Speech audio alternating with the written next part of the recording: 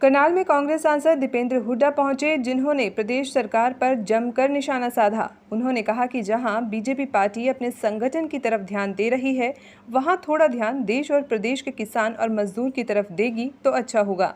मुख्यमंत्री कहते हैं कि कोई भी मौत ऑक्सीजन की वजह से नहीं हुई। इस पर दीपेंद्र हुड्डा ने कहा कि मैं अपनी फ़ोन कॉल डिटेल सार्वजनिक करना चाहता हूं, जिसमें लोगों के लगातार ऑक्सीजन के लिए फ़ोन आते थे। उन कॉल डिटेल को सार्वजनिक करना चाहता हूं, जिसमें मैं रोज़ाना अलग अलग डीसी से जिले में ऑक्सीजन की स्थिति और बेड की व्यवस्था को लेकर बात करता था।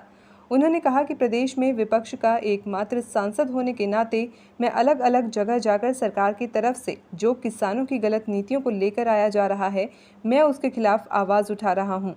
वहीं उन्होंने कहा कि पार्टी में संगठन को लेकर मतभेद हो सकता है, जो हर पार्टी में होता है, लेकिन पार्टी की विचारधारा को लेकर कोई भी मनभेद नहीं है।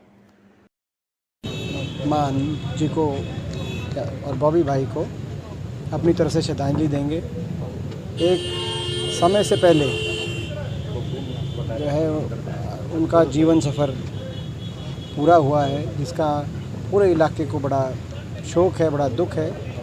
एक भले व्यक्ति थे और हम परिवार के प्रति सांत्वना देते हैं। जो मान परिवार है, इससे हमारे पुराने संबंध भी रहे, रिश्तेदारी भी रही है और एक संबंध भी रहे हैं।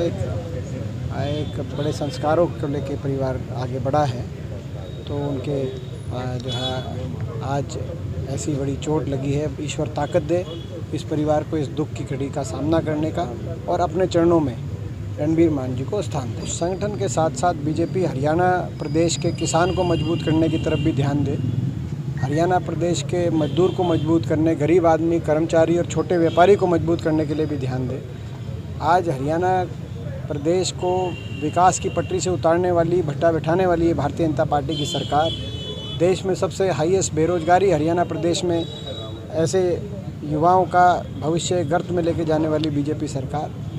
वो इस पे इनकी जो बैठक है उसमें मैं यही सुझाव दूंगा कि मंथन करे कि केवल अपने संगठन के बजाय प्रदेश के लोगों का भी सोचे, क्योंकि प्रदेश में आज इसकी सरकार है। तो वो तो बीजेपी में वो क्या ये बोलेंगे कि भाई बीजेपी की साख कमज़ोर हो रही है, उनके वो तो इस पर तो क्या कहा जाए। हम कह रहे हैं कि राष्ट्रीय स्तर पर जो मोदी सरकार है उसकी साख गिर रही है, आप हमारी छाप दो। आप छापोगे किसकी बात ये है। हम तो कह रहे हैं मोदी सरकार की साख राष्ट्रीय स्तर पर बड़ी तेज़ी से गिर रही है। कल छापो ये अखबार में, हम देखते हैं। वो कांग्रेस में रहे हैं, इसलिए वो उन्हें कांग्रेस का मालूम है थोड़ा बहुत। तो कौन किस पार्टी में कब रहा है। बहुत लोग हैं जो कभी कांग्रेस में थे, आज भाजपा में। आज कहाँ हैं। दीपेंद्र सिंह हुड्डा एक युवा नेता हैं, चेहरा हैं, हर जगह जाते हैं। क्या 2024 में मुख्यमंत्री पद के उम्मीदवार हैं दीपेंद्र सिंह हुड्डा कांग्रेस के? ये कोई विषय नहीं है। विषय ये है कि हरियाणा को कैसे बचाया जाए।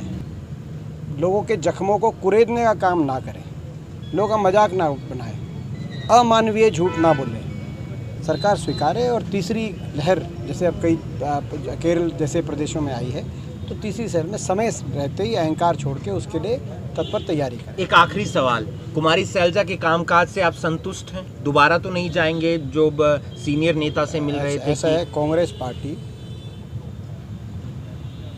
अपने विचारधारा को लेकर एकजुट है। कांग्रेस पार्टी की आपने देखा होगा, मैं चौधरी भूपेंद्र सिंह हुड्डा जी का भी धन्यवाद करता हूं कि एक इतना अच्छा संदेश उन्होंने सभी कांग्रेस पार्टी को, सारे विधायक और लगभग सारे पूर्व विधायक और वरिष्ठ नेता अभी चंडीगढ़ के अंदर लंच के ऊपर, खाने के ऊपर सारे एकजुट रहे, उसका एक अच्छा संदेश किया। संगठन के मामलों को लेकर, संगठनात्मक विषयों पर मतभेद किसी भी प्रजातांत्रिक पार्टी में होता है।